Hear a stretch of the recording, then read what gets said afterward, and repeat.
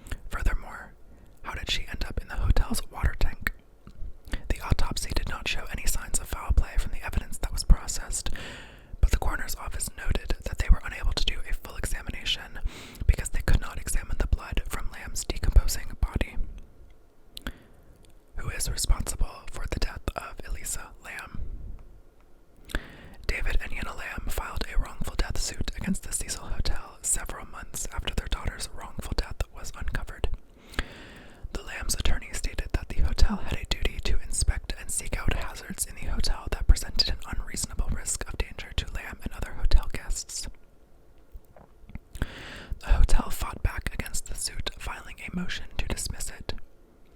The hotel's lawyer argued that the hotel had no reason to think that someone would be able to get into one of their water tanks. Based on court statements from the hotel's maintenance staff, the hotel's argument is not entirely far-fetched. Santiago Lopez, who was the first to find Lam's body, described in detail how much effort he had to exert just to find her body. Lopez says that he took the elevator to the 15th floor of the hotel before walking up the staircase to the roof. Then he had to first turn off the rooftop alarm and climb up on the platform where the hotel's 4 water tanks were located. Finally, he had to climb another ladder to get to the top of the main tank. Only after all of that did he notice something unusual. I noticed the hatch of the main water tank was open and looked inside and saw an Asian woman lying face up in the water approximately 12 inches from the top of the tank, Lopez said, as reported by LAist. Lopez's testimony suggested that it would have been very difficult for Lam to make it to the top of the water tank on her own, at least not without anyone noticing. The hotel's chief engineer, Pedro Tovar, also made it clear that it would be very difficult for anyone to access the rooftop where the hotel water tanks were located without triggering the alarms. Only hotel employees would be able to deactivate the alarm properly. If it was triggered, the sound of the alarm would reach the front desk as well as the entire top 2 floors of the hotel. Los Angeles Superior Court Judge Howard Holm ruled that the death of Elisa Lam was unforeseeable because it had been in an area that guests were not allowed to access, so the lawsuit was dismissed. So, now we get into the chilling backstory of the Cecil Hotel, and I think this article goes into it, but this is the hotel that Ryan Murphy basically got inspiration from in season 5 of American Horror Story, which is aptly named Hotel, but I think this will talk about that briefly. Elisa Lam's mysterious demise was not the first to happen at the Cecil Hotel. In fact, the building's sordid past has earned it a reputation as the most supposedly haunted properties in Los Angeles, one of the most supposedly haunted properties, Since opening its doors in 1927, the Cecil Hotel has been plagued by 16 different non-natural deaths and unexplained paranormal events. The most famous death associated with the hotel, other than Lamb's, was the 1947 murder of actress Elizabeth Short, aka the Black Dahlia, who was reportedly seen drinking at the hotel bars in the days before her grisly demise. The hotel has also hosted some of the country's most notorious killers. In 1985, Richard Ramirez, also known as the Night Stalker, lived on the top floor of the hotel during his monstrous killing spree. The story goes that after a murder, Ramirez would dump his bloody clothes outside of the hotel and return half naked. Back then, the hotel was in such disarray that Ramirez's nude stunt barely raised an eyebrow. 6 years later, another murderous patron moved into the hotel. Austrian serial killer, and you'll have to excuse my pronunciation of this, Jack Unserweger, I don't know if I said that right, who earned the nickname Vienna Strangler. With such a macabre history, one would think that the Cecil Hotel would be condemned. But actually, the old building was recently granted landmark status by the Los Angeles City Council. The hotel was given the distinction because of the building's opening back in the 1920s, which is considered the beginning of the lodging industry in the U.S.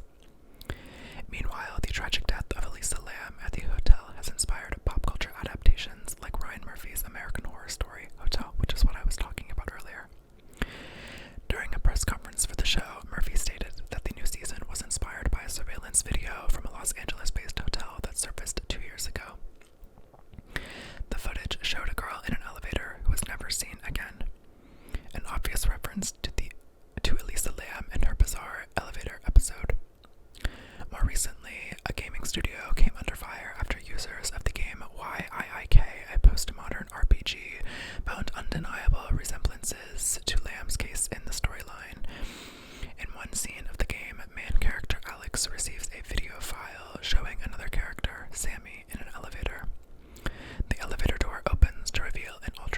attention on the other side. Sammy is then captured by a demon, kicking and screaming all the while. In a 2016 interview with Waypoint, Andrew Allenson, co-founder of Axe Studios, which is the company that was behind the game, talked about how the death of Elisa Lam had influenced its development, saying that there still hasn't been a great official story about her. I remember on local news they reported it from the gross out angle because people drink water that had a corpse floating in it. That's unfortunate. But what about the poor girl who died? It's easy to say she was off her meds, but why can't people think more about her as a person? While an answer to the mystery behind the death of Elisa Lam remains unclear, the obsession surrounding that mystery has remained in the public consciousness ever since. So, that's basically the story of Elisa Lam. And as the same as the other video that I did about the Tylenol murders, this is essentially still unsolved. I think what makes this case so shocking is that it happened in modern times with the presence of surveillance cameras and alarms and more advanced tracking measures. It was mentioned in the article that Lam was texting her parents or keeping in contact with her parents every day of her trip to make sure that they knew of her whereabouts and to make sure they knew that she was safe. Something like that would not have happened in earlier American history.